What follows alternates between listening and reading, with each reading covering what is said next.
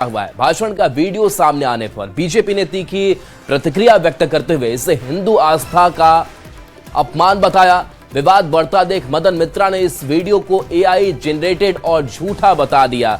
तो देखिए कैसा बयान सामने आता है टीएमसी विधायक का, ममता बनर्जी के विधायक का, और वो भगवान राम को मुसलमान करार दे देते हैं। और सनातनियों के आराध्य भगवान राम को लेकर के जब ऐसे टिप्पणी की गई है तो जाहिर सी बात है कि इस पर सियासी उबाल भी बढ़ चुका है। और भाषण का वीडियो सामने आने पर बीजेपी ने अपनी तीखी प्रतिक्रिया दी है। तो देखिए ये जब बयान सामने आया, जब विवाद बढ़ा, तो खुद अब मदन मित्रा ये कह रहे हैं कि ये वीडियो एआई जनरेटेड है और ये वीडियो झूठा है। लेकिन जो वीडियो सामने आया जिसमें उनके बयान सुने जा सकते हैं और वो भगवान राम को मुसलमान बता रहे हैं। आप समझ सकते हैं, ये आपको टेक्स्ट भी दिखा रहे हैं कि वहां पर क्या मदन मित्रा टीएमसी की तरफ से रखी गई है बात। और उन्होंने कहा है कि भगवान राम मुसलमान है। उन्होंने कहा कि मैंने उन्हें चुनौती दी कि राम मुसलमान थे, आप मुझे साबित करके दिखाइए कि राम हिंदू थे, बताइए कि राम का सरनेम क्या था। उन्होंने कहा राम लक्ष्मण। मैंने फिर कहा मुझे साबित करके दिखाइए कि राम हिंदू थे। ये बयान मदन मित्रा का सामने आया, लेकिन वहां पर मौजूद कोई भी मेरे सवाल का जवाब नहीं दिया। राम मुसलमान छिलेन, हिंदू छिलेन ना।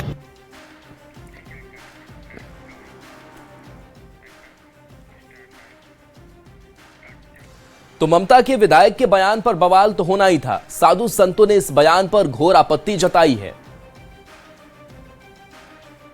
मानसिकता सोच ठीक नहीं है। वो हिंदुओं के आस्था पर चोट पहुंचाने वाला बयानबाजी दे रहे हैं। वो कह रहे हैं कि राम जी हिंदू नहीं थे, मुसलमान थे। ऐसे लोग सनातन का अपमान करते हैं, राम का अपमान करते हैं और हिंदुओं के आस्था का अपमान करते हैं। ऐसे लोग हिंदुस्तान में रहेंगे तो हिंदुस्तान का अपमान होगा। जो भी है, जो टीएमसी भाई जो मानसिक रूप से जिहादी हैं, इनसे मेरा ये सलाह है कि आप जाओ और जो कृष्ण जन्मभूमि का केस चल रहा है, जो काशी विश्वनाथ जी के केस चल रहा है जिसमें मुस्लिम पक्षकार लड़ रहे हैं, उनको जाके समझाए कि भाई हम लोग जो कृष्ण जी किसके रूप थे? भगवान राम के ही अवतार थे, जो आए जो है त्रेता में आए। तो इसलिए वो भी राम जी तो इनके हिसाब से वही हुए। तो ठीक है, हम उनके लिए मंदिर बनाना चाहते हैं। तो इसीलिए हमें लगता है कि ये सब मानसिक रूप से विकलांग है। एक शेर है इनके लिए, कभी कभी यूं ही अपने दिल को बहलाया, जिन बातों को खुद न समझा औरों को समझाया। ये खुद कंफ्यूज लोग हैं। इनको खुद ही पता नहीं सनातन क्या है, इस्लाम क्या है, जिहाद क्या है। तो अब जिस मदन मित्रा के बयान पर इतना बवाल मचा है, उस मदन मित्रा को भी जान लीजिए। तो टीएमसी के विधायक और पूर्व मंत्री मदन मित्रा हैं। इसके साथ साथ पूर्व मंत्री ये रह चुके हैं जिनका बयान सामने आया। टीएमसी के विधायक और पूर्व मंत्री ये हैं जो कह रहे हैं कि राम मुसलमान हैं। आगे मदन मित्रा की अगर बात करें तो पश्चिम बंगाल के खेल और परिवहन मंत्री भी रह चुके हैं। कई जिम्मेदारियां इन्होंने निभाई है। टीएमसी के ये महासचिव भी रह चुके हैं। ममता की अभी विधायक है और इस तरीके से राम पर बयान। तृणमूल युवा कांग्रेस के भी अध्यक्ष मदन मित्रा रह चुके हैं। इसके साथ साथ शारदा चिटफंड घोटाले में जेल भी मदन मित्रा जा चुके हैं। आने की आपराधिक प्रवृत्ति और एक बैकग्राउंड रहा है। 22 महीने बाद जेल से छूटने पर मंत्री पद इनको छोड़ना पड़ा था, या कहिए कि छोड़ दिया था। कोलकाता विश्वविद्यालय से इतिहास में स्नातक भी इन्होंने कर रखी है और विवादित बयानों के लिए सुर्खियों में हमेशा से रहते आए हैं। यानी कि कोई पहला बयान नहीं, इससे पहले भी ऐसे बयान देते आए हैं। रेप को लेकर भी इन्होंने विवादित बयान इससे पहले दिया था, जिस पर भी खूब सियासी उबाल बचा था। पार्टी ने इन्हें नोटिस जारी किया था और तब जवाब मांगा गया था जब रेप को लेकर के विवादित बयान सामने आया था। अब प्रभु श्री राम पर इन्होंने विवादित बयान दे दिया है और कह दिया है कि भगवान राम मुसलमान है, अगर हिंदू हैं तो इसका सबूत दिखाइए। तो देखिए टीएमसी विधायक मदन मित्रा के बंगाल में दिए बयान पर बिहार तक सियासी घमासान मच गया है। बीजेपी जेडीयू इसे तुष्टीकरण और हिंदू आस्था पर हमला बता रही है। कांग्रेस ने मदन मित्रा के बयान का समर्थन कर दिया है। करोड़ों सनातनियों के आराध्य भगवान श्री राम को लेकर दिया गया बयान अत्यंत आपत्तिजनक, निंदनीय और हिंदू आस्था पर सीधा हमला है। अब वीडियो सामने आने के बाद उसे एआई जनरेटर बताकर बचने की कोशिश करना जनता को गुमराह करने का असफल प्रयास है। यदि बयान झूठा है तो टीएमसी को सार्वजनिक रूप से इसे स्पष्ट करे और मदन मित्रा माफी मांगे।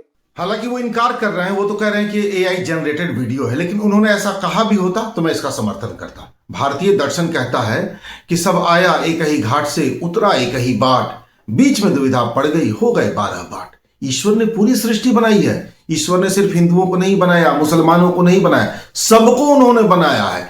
वो सबके हैं, उनको कोई हिंदू कहे, मुसलमान कहे, क्या फर्क पड़ता है।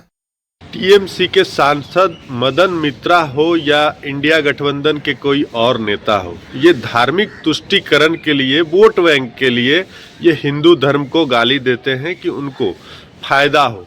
लेकिन देश की जनता समझ चुकी है कि ये इंडिया गठबंधन में जितने भी नेता हैं ये सिर्फ तुष्टीकरण की राजनीति करते हैं। और बेतिया से इस बीच बड़ी खबर, जहां अपराधियों ने एटीएम को निशाना बनाया, 2 एटीएम काटकर बड़ी चोरी की घटना को अंजाम दिया गया है। आलोक भारती चौक पर चोरी हुई, नौतन के गहीरी में भी एटीएम काटा गया। गैस कटर से दोनों एटीएम काटकर चोरी की गई। चोरी हुई कैश का आंकड़ा अब तक साफ नहीं हो पाया है। बेतिया से ये बड़ी खबर, बड़ी घटना को अंजाम, और उस एटीएम की तस्वीर आप देख रहे हैं। 2 एटीएम को निशाना बनाया गया, एटीएम काटकर बड़ी चोरी की घटना को अंजाम दिया गया है। आलोक भारती चौक की ये तस्वीर है, जहां पर पुलिस की मौजूदगी है। स्थानीय लोगों में भी हड़कंप मचा हुआ है। नौतन के गहीरी में एटीएम काटकर चोरी की गई है। मुन्ना राज हमारे साथ, न्यूज 18 संवाददाता। मुन्ना, कितने की चोरी हुई है, क्या अभी स्थिति स्पष्ट हो पाई है? मुख्य इलाका है, उस इलाके में एक एटीएम की चोरी हुई है। दूसरी जो एटीएम में चोरी की जो वारदात है वो नौतन के गहरी में बताई है। तो कुल मिलाकर बेतिया शहर का जो घटना है, अभी तक करीब 12 लाख रुपए की चोरी का मामला सामने आया और पुलिस ने 12 लाख रुपए चोरी की पोस्टिंग की है। लेकिन गहरी, नौतन का जो गहरी में एटीएम जो कटर के सहारे जो काटा गया है, उसकी अभी राशि की पुष्टि नहीं हो पाई है। लेकिन जिस तरह से एक के बाद एक चोरों ने जो एटीएम का निशाना बनाया है, तो निश्चित तौर पर बेतिया पुलिस की कार्यशैली पर एक बड़ा सवाल जरूर खड़ा हुआ है। और जब एटीएम के कंट्रोल रूम से जब पुलिस को सूचना दी जाती है, तब जाके पुलिस को इस घटना की जानकारी मिलती है, तो निश्चित तौर पर एक बड़ा सवाल स्थानीय लोग जरूर उठा रहे हैं कि जब लगातार बेतिया पुलिस की टीम, पुलिस की गश्ती लगातार 24 घंटे हो रही है, पेट्रोलिंग हो रही है और शहर का मुख्य इलाका है, इस इलाके में कटर के सहारे चोर पहुंचते हैं और एटीएम में चोरी करते हैं और पुलिस की इसकी भनक भी नहीं लगती है, जिसको लेकर स्थानीय लोगों में आक्रोश जरूर है। फिलहाल डॉग विश्वास की टीम के साथ दोनों एटीएम के पास पुलिस पहुंच चुकी है और पूरे मामले में उद्भेदन में जुट गई है। बिल्कुल, शुक्रिया इस अपडेट के लिए आपका मुन्ना। और बगहा से इस बीच बड़ी खबर, जहां गोरखपुर नरकटियागंज रेलखंड पर बड़ा हादसा टला है। जंगली भैंसे से चंपारण हमसफर एक्सप्रेस टकरा गई। वाल्मीकि रोड और पनियहवा के बीच मदनपुर में हादसा हुआ है। करीब 3 घंटे तक परिचालन यहां ठप रहा। इमरजेंसी ब्रेक लगाकर लोको पायलट ने किसी तरीके से ट्रेन रोकी। हमसफर एक्सप्रेस की चपेट में भैंस आ गई थी। बगहा से ये बड़ी खबर, ट्रेन डिरेल होने से बच गई। बड़ा हादसा होते होते टला है। करीब 3 घंटे तक यहां पर परिचालन ठप रहा। इमरजेंसी ब्रेक लगाकर लोको पायलट ने ट्रेन रोकी। तो देखिए, बड़ा रेल हादसा टला है। बगहा से ये बड़ी खबर आप तक पहुंचा रहे हैं, जहां इस रेल की चपेट में एक मवेशी, और ये तस्वीर आपको दिखा रहे हैं जहां पर ट्रेन यहीं पर खड़ी आपको दिख रही होगी। नरकटियागंज रेलखंड है जहां पर ये हादसा, बड़ा हादसा टला है। हमसफर एक्सप्रेस की चपेट में भैंस आ गई और ट्रेन डिरेल होने से बची है। अगली खबर नवादा से है, जहां ठेले पर शौ ले जाने का वीडियो सोशल मीडिया पर वायरल हो रहा है। यह वीडियो स्वास्थ्य विभाग की लापरवाही उजागर करने के लिए काफी है। वायरल वीडियो गोविंदपुर का बताया जाता है। मृतक का नाम अखिलेश पंडित है। परिजन जब उससे इलाज के लिए अस्पताल ले गए तो डॉक्टरों ने मृत घोषित कर दिया। इसके बाद परिवार वाले ठेले पर ही शौ ले जाने को मजबूर दिखे। तो नवादा की तस्वीर देखिए, जहां ठेले पर यह शौ का है या सिस्टम का है, जहां परिवार वाले इस ठेले को अपने हाथों से धक्का देकर इस शव को ले जाते हुए दिखाई दे रहे हैं।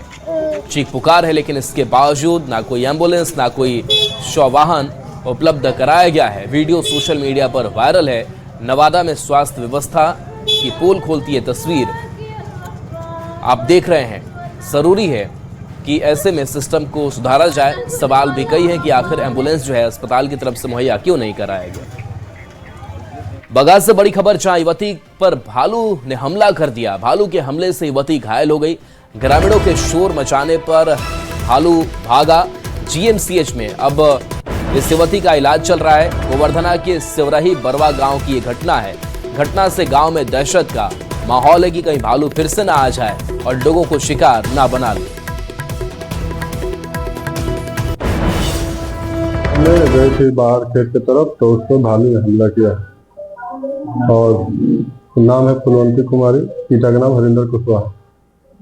तो फिर उसके बाद हम लोग रामनगर पीएस सरकारी हॉस्पिटल में आए हुए इलाज के लिए। एक फुलवंती कुमारी जिनकी उम्र 19 साल है, वो सिवरही बरवा गांव की रहने वाली है।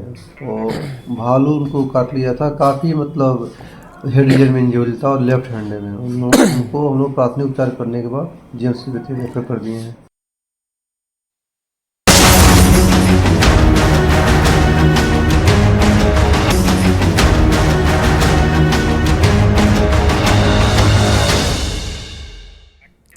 घने कोहरे की वजह से ट्रेन की रफ्तार पर भी ब्रेक लगने लगी है। पटना जंक्शन पहुंचने वाली 6 से ज्यादा ट्रेन घंटों लेट चल रही हैं। कई स्पेशल ट्रेनें और सुपरफास्ट ट्रेनें 3 घंटे से लेकर 6 घंटे लेट हैं। मौसम विभाग के अलर्ट के मुताबिक अभी फिलहाल 3 दिनों तक घने कोहरे से राहत मिलने की संभावना नहीं है। पटना जंक्शन से ट्रेनों की जानकारी दे रहे हैं न्यूज 18 संवाददाता रजनीश कुमार। कोहरे की वजह से रेल सेवा भी प्रभावित होने लगी है और कई ट्रेनें घंटों लेट चल रही है। पटना जंक्शन पहुंचने वाली और यहां से खुलने वाली ट्रेनों की स्थिति की अगर बात करेंगे, लगभग 3 से लेकर 6 घंटे और 7 घंटे ट्रेन लेट है। इंक्वायरी काउंटर में हम हैं और यहां देखिए कि मैसूर दरभंगा स्पेशल ट्रेन 24 घंटे लेट है। इसके अलावा नई दिल्ली राजेंद्र नगर संपूर्ण क्रांति एक्सप्रेस 170 मिनट लेट। इसके साथ ही Rajgir Haridwar special train 240 minute late है। बाकी अगर देखेंगे नई दिल्ली राजगीर श्रमजीवी एक्सप्रेस ये भी आपको 80 मिनट लेट है और जयनगर अंत्योदय सुपरफास्ट ये देखिए 180 मिनट लेट है। इसके अलावा पटना मथुरा कोटा एक्सप्रेस ये आपको टाइमली है और दुर्ग आरा ये भी देख सकते हैं कि 270 मिनट लेट है। हावड़ा कामाख्या विभूति एक्सप्रेस 6 घंटे लेट है। लगभग 9 ट्रेनें यहां पर लेट चल रही है और जो मुसाफिर हैं वो परेशान है। ठंड का मौसम है। मौसम विभाग के साथ साथ आपदा प्रबंधन विभाग ने भी घने कोहरे और शीतलहर को लेकर रेड अलर्ट जारी कर दिया है। ऐसे में जो ट्रेनें हैं उस पर साफ तौर से असर दिख रहा है। इंक्वायरी काउंटर पर हम पहुंचे हैं। ये बताइए मैडम कि ये आज सुबह से देखने को मिल रहा है क्या? हाँ, सुबह से कोहरे अधिक घने कोहरे के कारण बहुत सारी गाड़ियां हैं जो लेट चल रही है, जिसमें प्रयागराज विभूति है, संपूर्ण क्रांति है, मैसूर दरभंगा है, ये सब गाड़ियां लेट चल रही है। तो 72 घंटे का अलर्ट जारी किया गया है। ऐसे में राहत नहीं हाँ 72 घंटे का है। अभी थोड़ा सा राहत मिलने की संभावना नहीं है। सड़क यातायात हो, रेल सेवा हो या हवाई सेवा हो, पूरी तरह से कहीं प्रभावित होने लगी है क्योंकि शुरुआत है ये और जिस प्रकार से अगले 72 घंटे का अलर्ट जारी किया गया है, ऐसे में रेल सेवा पर खास तौर से असर देखने को मिल रहा है और लगभग 9 ट्रेनें अभी घंटों लेट चल रही है। कैमरामैन दीपक के साथ रजनीश कुमार, न्यूज 18 पटना। आरा में भीषण शीतलहरी के कारण जनजीवन पूरी तरह से अस्त व्यस्त हो गया है और बढ़ते ठंड के कारण लोगों का जीना मुहाल हो गया है। वहीं आरा के रेलवे स्टेशन पर ठंड के कारण काफी कम संख्या में यात्री पहुंच रहे हैं, जिसकी वजह से रेलवे स्टेशन पर आम दिनों की तुलना में सन्नाटा दिख रहा है। कहर जारी है और कड़ाके की ठंड पड़ रही है। वहीं इस वक्त देखिए हम मौजूद हैं आरा रेलवे स्टेशन पर, जहां की इस रेलवे स्टेशन पर देखिए यात्री इक्के दुक्के संख्या में दिखाई दे रहे हैं। कारण यही है कि इस शीतलहरी में जो रेल यात्री है वो भी इस प्लेटफॉर्म पर नहीं आ रहे हैं क्योंकि बहुत ज़्यादा ठंड है। वहीं जो उनका यात्रा करने का भी जो प्रोग्राम है वो बदलता नज़र आ रहा है और काफ़ी कम संख्या में जो रेल यात्री हैं वो रेलवे स्टेशन पर पहुंच रहे हैं। पूरी तरह से आप देख सकते हैं तस्वीरों में कि किस तरह से आरा रेलवे स्टेशन पर सन्नाटा पसरा हुआ है और काफ़ी कम संख्या में जो लोग हैं रेल यात्री हैं वो यहाँ मौजूद हैं क्योंकि इस भीषण शीतलहरी में लोगों का बाहर निकलना बिल्कुल मुश्किल हो गया है। वहीं इसका सीधा असर रेल परिचालन पर भी, रेल यात्रियों पर भी पड़ता दिख रहा है। यात्री भी कम दिख रहे हैं ठंडे के चलते। हो सकता है। और आप लोग क्या लगता है, ठंडा है तो इसी के चलते? ठंडा तो बढ़ ही रहा है अभी, बढ़ रहा है ना? पूरा ज़्यादा नहीं है बस, लेकिन है। तो आप लोग ट्रेन का इंतजार कर रहे हैं? हम लोग ट्रेन का इंतजार कर रहे हैं। अच्छा, तो ठंड में तो दिक्कत है ना, स्टेशन पर परेशानी तो है ठंडी में? हाँ हल्का फुल्का है, दिक्कत है ना? हाँ दिक्कत तो है। मैंने कम संख्या में यात्री भी दिखाई दे रहे हैं। हाँ मैंने जिनको ज़रूरी है वही लगता है कि ट्रेन से।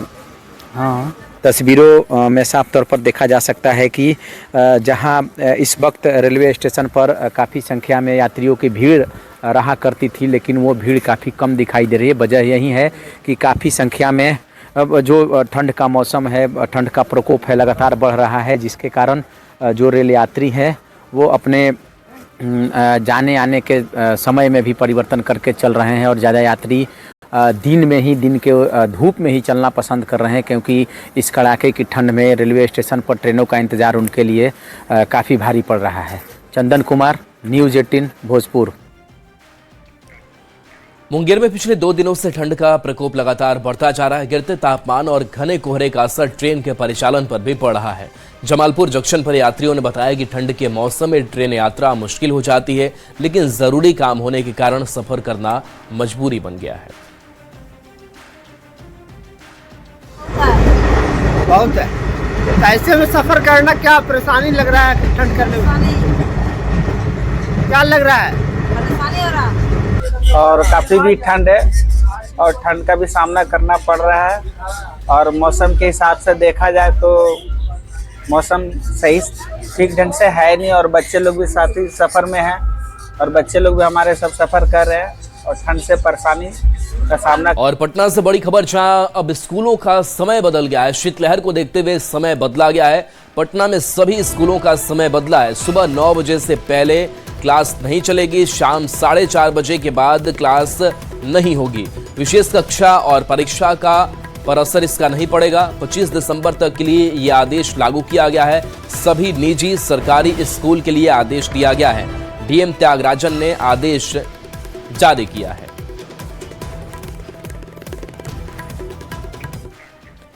सिल्क सिटी भागलपुर में देर रात से मौसम का मिजाज बदला हुआ है। तेज ठंडी हवा के साथ कोहरा छाया हुआ है। तापमान में भी गिरावट हुई है। पछुआ हवा के कारण कनकनी बढ़ने से लोगों को सर्दी सताने लगी है। कनकनी और ठंड के कारण रोजमर्रा के काम से घर से बाहर निकलने वाले लोगों को परेशानियों का सामना करना पड़ रहा है। बिहार के तकरीबन सभी जिलों में शीतलहर को लेकर अलर्ट जारी किया गया है। भागलपुर में भी आज सुबह से मौसम का मिजाज पूरी तरह से बदला हुआ नजर आ रहा है। सिल्क सिटी घने कोहरे के चादर में लिपटी हुई नजर आ रही है। तापमान में गिरावट हुई है और तेज पछुआ हवा के कारण कनकनी बढ़ गई है, जिससे कि लोगों की परेशानी साफ तौर पर बढ़ती हुई नजर आ रही है। ठंड बढ़ी है, कनकनी बढ़ी है, हवा तेज है, परेशानी तो लोगों की। हाँ बिल्कुल बिल्कुल परेशानी तो हो रही है। शीतलहर जैसा लग रहा है। हाँ बिल्कुल शीतलहर है, उसमें हवा चलने के कारण कनकनाहट है, हवा में कनकनी है। बिल्कुल बिल्कुल कनकनी। जो घना कोहरा है वो साफ तौर पर यहाँ पर देखने को मिल रहा है। मौसम विभाग की माने तो आने वाले दिनों में मौसम में तेजी से बदलाव होगा और लोगों को ठंड के साथ शीतलहर का भी सामना करना पड़ेगा। विकास कुमार सिंह, न्यूज़ 18 भागलपुर। गोपालगंज में कड़ाके की ठंड जारी है। तापमान गिरने से लोगों की दिनचर्या बदल गई है। दिहाड़ी मजदूर और रोजमर्रा के काम पर निकलने वाले लोग परेशान हैं। ठंड में जहां उन्हें काम नहीं मिल पा रहा है, वहीं चौक चौराहों पर नगर परिषद की ओर से जलाए गए अलाव काफी साबित नहीं हो रहे हैं। दूसरी तरफ कड़ाके की इस ठंड में आंगनबाड़ी, प्राइमरी स्कूल और कोचिंग सेंटरों के टाइमिंग में कोई बदलाव नहीं किया गया है। छोटे छोटे स्कूली बच्चे डीएम अंकल से स्कूल बंद कराने की अपील कर रहे हैं। दिहाड़ी मजदूरों और छात्रों से बातचीत की न्यूज़ 18 संवाददाता गोविंद कुमार ने। ठंड पड़ रही है, पछुआ हवा चलने की वजह से तापमान में लगातार गिरावट देखी जा रही है। ऐसे में जो रोजमर्रा के कामकाज पर निकलने वाले लोग हैं वो परेशान है। खासकर जो सुबह अपने स्कूल जा रहे हैं उनकी परेशानी बढ़ती हुई नजर आ रही है। ठंड को लेकर जिला प्रशासन की ओर से स्कूलों की टाइमिंग में किसी तरह का बदलाव नहीं किया गया है। जिस तरह से कड़ाके की ठंड पड़ रही है और चौक चौराहों पर जो लोग हैं वो अलाव का सहारा ले रहे हैं, ऐसी स्थिति में स्कूलों की टाइमिंग में भी बदलाव किया जाना चाहिए। लेकिन प्रशासन की ओर से अब तक स्कूलों की टाइमिंग में किसी तरह का बदलाव नहीं किया गया है। लिहाजा ठंड से बच्चे परेशान हैं, तो वहीं दूसरी तरफ रोजमर्रा के कामकाज पर निकलने वाले जो दिहाड़ी मजदूर हैं वे भी परेशान नजर आ रहे हैं। अलाव पर्याप्त है ठंड से बचाव के लिए? हाँ पर्याप्त है। लकड़ी चाहिए थोड़ा लकड़ी चाहिए यार, गर्मी के लिए। ठंडी से आदमी मरता है सर, हम लोग को बहुत तकलीफ हो रहा है। जितनी भी गांव के मजदूर आदमी है सब लोग भूखे मरते हैं या काम पर जाते हैं तो ठंड से मर जाते हैं। काम वो मिल पा रहा है? काम हम कहाँ, जो ठंडी में कौन जा पा रहा है, कम मिलेगा। कोई कम्बल वम्बल मिलना चाहिए गरीब आदमी को। पर हम बैठे हुए हैं यहाँ, जलाव नहीं है इसमें, खाली भूसी गिरा हुआ है। हम लोग का तकलीफ हो रहा है इसमें, ये सब प्रॉब्लम है। तो परिवार का भरण पोषण कैसे ठंड में चलता होगा? अब क्या करेंगे सर, एक दिन काम करते हैं 2 दिन बैठते हैं, इसी में मिला जुला कर गुजर बसर चल रहा है। तो स्कूल खुलना चाहिए कि बंद होना चाहिए? क्या कहोगी डीएम से, क्या कहोगी? स्कूल बंद कर दे, ठंड बहुत ज्यादा है। ऑटो से अपने विद्यालय जा रही है, क्योंकि विद्यालय खुले हुए हैं, जो आंगनबाड़ी भी खुले हुए हैं। ऐसे में जो छोटे छोटे बच्चे हैं उनकी परेशानी इस कड़ाके की ठंड में बढ़ती हुई नजर आ रही है। हालांकि डॉक्टरों ने ऐसे मौसम में बच्चों और बुजुर्गों को खासकर सावधानी बरतने के लिए अपील किया है। गोविंद कुमार, न्यूज़ 18 गोपालगंज। और चलिए न्यूज़ 18